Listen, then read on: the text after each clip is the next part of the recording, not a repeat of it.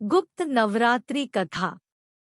पौराणिक कथा के अनुसार एक बार ऋषि श्रृंगी भक्तजनों को दर्शन दे रहे थे और तभी अचानक भीड़ से एक स्त्री निकलकर आई।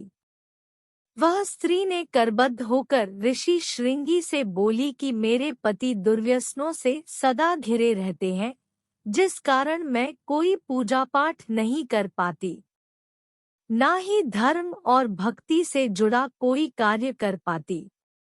उस स्त्री ने बताया कि मेरा पति मांसाहारी है, जुआरी है, लेकिन मैं मां दुर्गा की सेवा करना चाहती हूँ।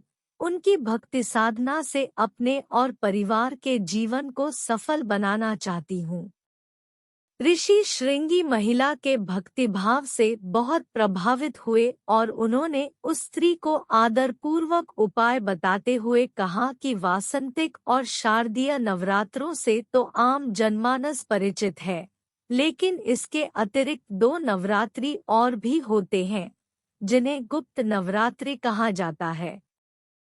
उन्होंने कहा कि प्रकट नवरात्रों में 9 देवियों की उपासना होती है और गुप्त नवरात्रों में 10 महाविद्याओं की साधना की जाती है। इन नवरात्रों की प्रमुख देवी स्वरूप का नाम सर्वैश्वर्यकारिणी देवी है।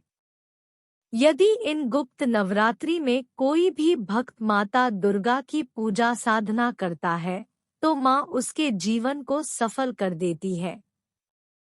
ऋषि श्रृंगी ने आगे कहा कि लोभी, कामी, व्यसनी, मांसाहारी अथवा पूजा पाठ न कर सकने वाला भी यदि गुप्त नवरात्रों में माता की पूजा करता है, तो उसे जीवन में कुछ और करने की आवश्यकता ही नहीं रहती।